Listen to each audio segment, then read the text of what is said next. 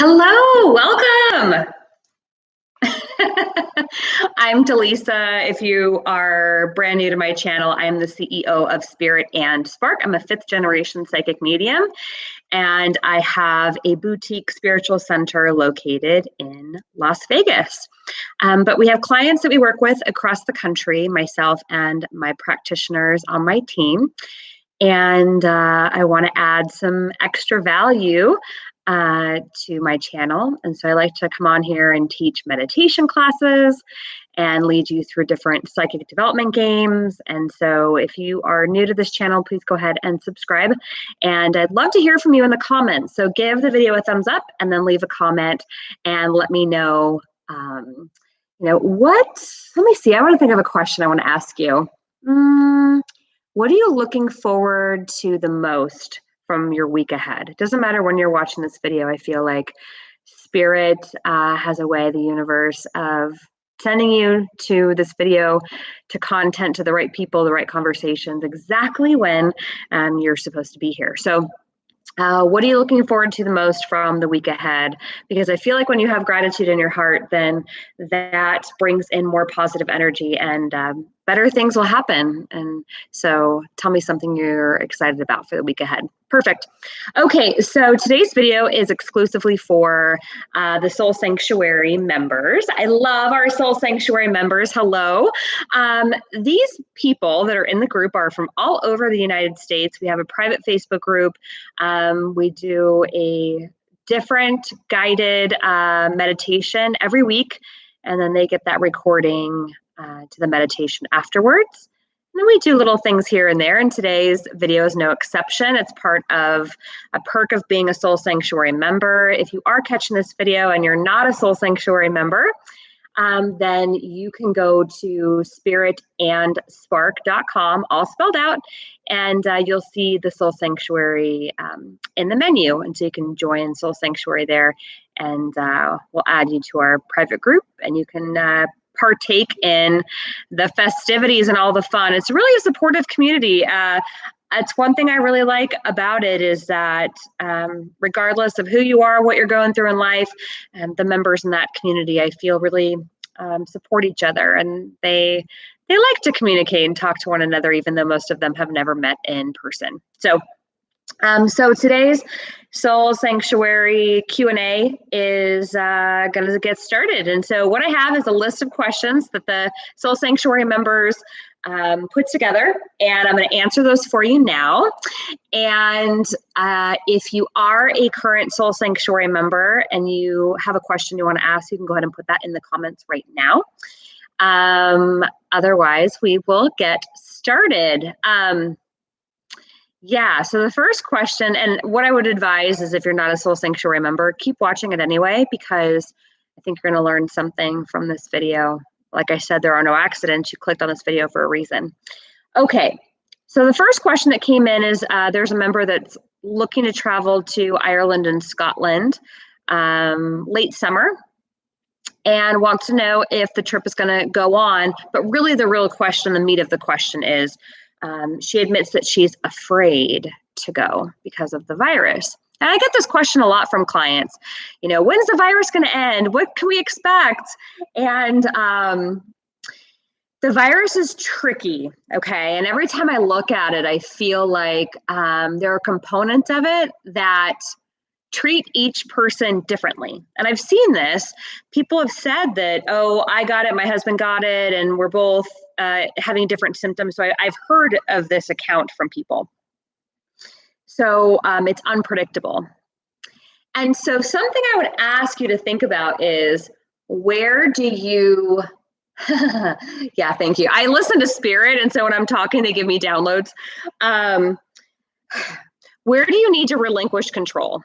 That's what's coming in with this question, because if you feel like the uncertainty of going on the trip or doing whatever, fill in the blank, we're all in this together with this virus. If this virus has caused you to be fearful, I would ask you where you're holding on to wanting to control things, okay? And I would also remind you that your thoughts are powerful, energetic things. You know this. And so your thoughts are going to manifest things into your life. Your thoughts become your life. It's manifesting 101. What you're thinking about, what you anchor into your heart, what you keep focused on and believing and thinking, that's what becomes your life. You manifest everything. Yeah, so we co-create our own destiny here with the universe. So that being said, when you think about your trip for this specific example, what are you thinking about? What are you anchoring in? What are you looking forward to? What are you scared to death about? Right? I want you to get really clear on where you are identifying with the energy of control, and then clear on the energy of control. So this goes for anybody. If you're faced with something in your life and you're like, I don't know what's going to happen. I'm stressed out. I'm afraid. Okay, I get it. But that's you trying to control things. Sorry. I'm just being honest here, because when I look at the energy of the trip in this example, I feel good about it. I feel positive about it. However, the driver of the bus, the person asking the question, they will attract a bumpy trip or a canceled trip if that's what they think is going to happen and they keep focusing on that energy. Okay. Be careful what you ask for. Okay. With anything, anybody watching this, be careful what you ask for. Okay. Okay. Next question. How are angels communicating with us, and what kinds of feelings do we feel from them? Okay. So angels. So angels feel, I love that all these questions are so different, by the way. Angels feel soft, like a warm hug. They will often drop feathers. So if you find a feather somewhere one day, you're like, oh, where'd that feather come from? I don't remember ever having a bird in here or anything that had feathers in it. It's your angels saying hello. So be on the lookout for that. And I also find that they feel like softness. They feel like love. Angels, they want us to be really loved and happy and supported and all that jazz. So it's more like a feeling that you'll get from them. I suggest talking to your angels, your guardian angel, and archangels. Those are the ones I'd really kind of focus in on. And archangels can help with a variety of different things. You can Google, list of archangels and what they help with. And that way you can call on a specific one. I tend to work a lot with Archangel Michael to remove things that are not in my highest and best interest. Archangel Raphael for emotional and physical healing. And I work with Archangel Metatron more and more and more. And what I get from Archangel Metatron is this like beautiful current lifetime, past lifetime vibe, and also the ability to clear energy and chakra points through the use of geometric and sacred geometry symbols. So you can ask Archangel Metatron to come in and do that and help you with that. Okay. What oils can I use to release and heal painful memories from the past that keep affecting me right now? And so some Soul Sanctuary members, I know you use oils, some don't. And I'm here to tell you, I use them every day. And I only use Young Living oils. I think that they are the best on the market. And I feel that these oils will help you to manifest faster. And I can certainly help to help you guide you and navigate through which oils to use for what esoteric or emotional thing that you've got on your lap. And so this person asked about releasing and healing painful memories. Okay, so I have several. I'll go through these really quickly though. And you'll notice they all have like pink and purple labels. But if you want more information on these oils, you can go to myйл.com/love-frog, like ribbit, Love Frog Kisser. Love Frog Kisser was actually an old company that I used to own. I was a serial entrepreneur before I started Spirit and Spark. Being a psychic was not in my life plans, but that's for a whole other day and time. Okay, so myйл.com /love-frog-kisser, and you can send me a note through the website and I can get back to you. Okay, so joy, a lot of you know about joy. Joy is a very big heart activator. I feel like the more you can get your frequency like very joyful and happy, the easier things will release from the past. Valor, that's courage. That's that you have the ability to move forward, and you have everything inside of you and all the strength you need to move forward. So valor, but joy and valor, I've talked about a lot in my classes. Anybody that buys an oil starter kit from me, the premium starter kit that comes with a diffuser and a bunch of oils, you actually get my 6-part masterclass on oils. And so I mentioned joy and valor in those classes. Next is highest potential. Highest potential to me is the oil I use when I want to remember what's possible. And with that, I'll say highest potential and hope. Hope is another one, like that you're allowing yourself to see things differently, that you allow yourself vulnerability and to go into that space of forgiveness and letting go of the past, so that you can live that more, as I said, joyful life. Okay. So hope and highest potential were those ones. These two, Sarah and inner child. Sarah is for like letting go of the past, like so that the past doesn't have an emotional hold on you anymore. That's Sarah, S-A-R-A, Sarah. All right. This is like, if I was going to say which one is like the heavy hitter, I would say Sarah is a heavy hitter for this particular question. And if anybody listening to this is like, I need to let go of the past, it's Sarah. All right. Inner child. If you feel like there's stuff that happened when you were younger, or you want to activate that childlike wonder and curiosity and kind of have things be a little bit more simplified and clear for you, inner child is a really good one. And then lastly, Palo Santo. I use Palo Santo oil to clear energy. So I'll put it on my hands and then I'll put it over my auric field. So Palo Santo would be the other one. But those are the ones I would recommend. But great question. Okay. Next question from a Soul Sanctuary member. How can I stop feeling guilty for making choices that are right for me? Oh, yeah. So I always try to be as honest as I possibly can be, even if it's not what you want to hear. All right. So how do I stop feeling guilty for making choices that are right for me? It's loving yourself more. And I know that sounds so simple. Okay, Delisa, you want me to love myself more? I get it. No, like really, really. You're feeling guilty for doing something that's right for you because you put the needs and wants and desires of other people above your own. That's the truth.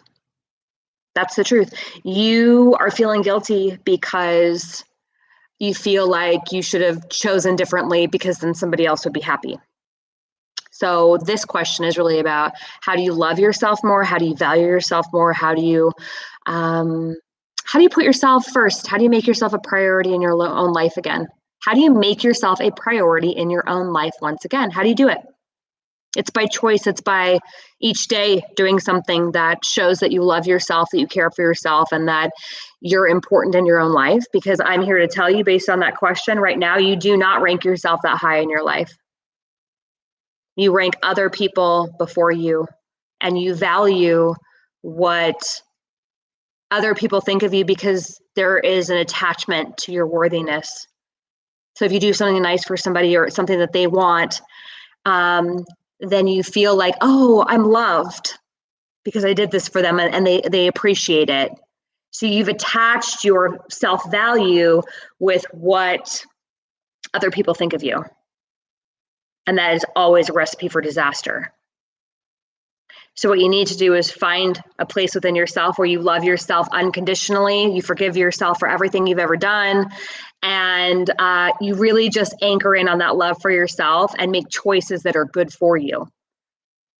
And you'll know that you're the priority in your own life again when you don't feel guilty about making decisions that are good for you. There's always compromise in relationships. Absolutely, there's always compromise. But this question to me points to like the word guilty. That question is more about you've allowed other people to have more of a say in your life than you do. So that's the answer to that question. Love yourself more. Okay, you might want to, after this video, like rewind it and listen to this part again. I think that's a message for not only the person that asked it, but the people that are watching. I think you needed to know that. Okay. Next question. How do I begin to heal myself from feelings of not good enough or not being worthy enough from past experiences in childhood that still affect me today? Listen to that last answer I just gave. But specifically what was coming forward when I read this question is, where do you need to forgive yourself more? And where do you need to forgive other people more? Because this question is about anchoring yourself to the past, right? Because you're still being affected by the past. So it's like going back, like with your thoughts, and you keep like re-hitting these things that have happened to you, and then pulling them forward into today's world, right? So where do you feel like you can forgive other people? And I'm not saying they deserve it. I'm not saying that that it's going to be fun to forgive them, because if it was, you'd already have done it, and you've already would have let the past go. So I want you to, or I would encourage you to get out a piece of paper and a pen and write the name of the person on the top of the piece of paper that you need to forgive, and journal about it, write it out. I'd be curious why you are holding on to it. A lot of us do it. A lot of us hold on to the past. A lot of us like anchor into old memories and feelings and traumas and wounds. Like, totally get it. Okay. I just feel like there is an opportunity right now with everything going on in the world and all of the energy that is present to help us. I really, really, really, really, really feel that we can let it all go. But that is a choice. You have to choose to let it go. Okay? And forgiveness is not for them. I'm asking you to forgive them, but that forgiveness is not for them, it's for you. Because like I've said before, not forgiving someone and holding on to what happened to you, and it's just like drinking your own poison over and over and over again, expecting it to hurt them. It's not going to hurt them. It's just going to hurt you. So are you tired? Are you ready to put it down? Are you ready to let it all go and put it behind you? If so, I feel like the key to this is going to be forgiveness. Okay? And back to that last question, though, the one before, give yourself this gift. Forgive the person or the people, forgive them for you, because you love yourself enough to do that for yourself, to give yourself that gift. Okay? Okay. Take the lessons you learn, the gifts from whatever has happened in the past. Take the gifts. Those are yours. You signed up for Earth School, and listen, Earth School, as I've said a million times, if you watch my videos, it is one of the hardest schools you can be at. One of the hardest schools. You're here. You signed up. You raised your hand on the other side and said, all right, yeah, I'll go back in. All right, you're here. So you're learning the lessons. Are you doing the work? Because I guarantee you, when you get back over to the other side and you look at this lifetime, you're going to go, oh man, I wish I would have learned that lesson. Or, you know what? I should have forgiven them. Not for them, but for me. These are lessons I feel like Earth School gives you on a platter. Okay? So I really want you to think about that. Next question. Any suggestions on how to rekindle a romantic relationship? Oh, man, I feel like I'm like preaching today. All right. Okay. How to rekindle a romantic relationship? First off, both parties need to be willing participants to rekindle it. Both people need to want it. I know. Because I have a feeling that some people watching this video have the same question, like, how do I fall back in love? Or how do I get the relationship to where I want it? And I know there are a bunch of people watching this video that have that same question. So do both of you want it? I'm not saying you both can't want it, but right now, do you both want it? I think that's a question you really have to look at and not be afraid to look at. Because you might really want the relationship. Does the other person want it? And if so, what do they want? What does a romantic relationship with you that is rekindled look like and feel like? You need to understand if you're both on the same page. And if you're not, you need to understand where the gaps are. Because you can't address where there's gaps in the relationship unless you identify where those gaps are. So this is all about like looking, excuse my language, shit, like looking at it like, it's in your face. So what are you going to do about it? Because I find that a lot of people Don't ask the hard questions. They don't want to know. They're like, I like this idea of this happening over here, but I don't want to look at it. I don't want to ask the questions. I don't want to know the truth. I'd rather just kind of like half look and see what happens. Yeah, no, this isn't going to work. Your life is asking you to show up and figure it out. And yeah, by looking at it and really looking at it and being authentic and truthful and asking the big questions, yeah, things could change. Absolutely. But what kind of life do you want to live? One that's filled with courageousness and love and abundance and possibility, or one that you feel like you're locked in a closet? And every once in a while you open the door and you look out and you peek and you see if it's safe. What life do you want to live? Yeah, what life do you want to live? Okay. So I wrote down, any suggestions on rekindling the relationship, everything I just said about asking open-ended questions, okay, to the person that you want to rekindle that relationship with. What are you looking for in a relationship? What does that look like? What does that feel like to you? Okay. And one big thing I wrote down, so yes, it does take two people, okay, is vulnerability. Where are you showing up and keeping your heart open? And where do you have it shut down? Because I think one of the biggest hurdles to relationships is one or both people are not emotionally available. They're not vulnerable. They haven't opened themselves up enough to actually have a vulnerable, deep, intimate connection. So I need you to ask yourself, are you vulnerable? Is your heart open? Because as we talked about in the earlier question about manifesting and your thoughts becoming things and all that, you got to understand that if you really, really want to try to have a deep connection with somebody, you have to be willing to go there. And so that begs the question, all right, well, if I'm vulnerable and I'm ready and I'm putting it all on the table and I'm communicative and I share everything and I ask these questions, I answer the questions, I'm there, but if the relationship's not working, that's a very different question. It's a very different question. So I would encourage you to do everything you can on your end and really show up. I mean, really don't half-ass it, show up, do the heavy lifting, do the work. Then see how they do it, see how they show up. And I know some of you are going, oh no, I'm afraid. What if they don't meet me there? What if they don't meet me halfway? It's a real question on Earth School. But I'm telling you, it's worth it. It's worth to try. It's worth to try. Because at least, once you've tried and put your heart out there and and you say things that need to be said, at least you know where they're at. And then you can make a decision based off that full information. Okay? But you won't fully know unless you fully try. Okay, and then the last question, which is a little bit lighter, I saved it for the end. They use the Calm app, and Calm is a meditation app that I recommend. They want to know if there's any other tools for meditation that I recommend. All right, so I use Calm. I think it's a great tool.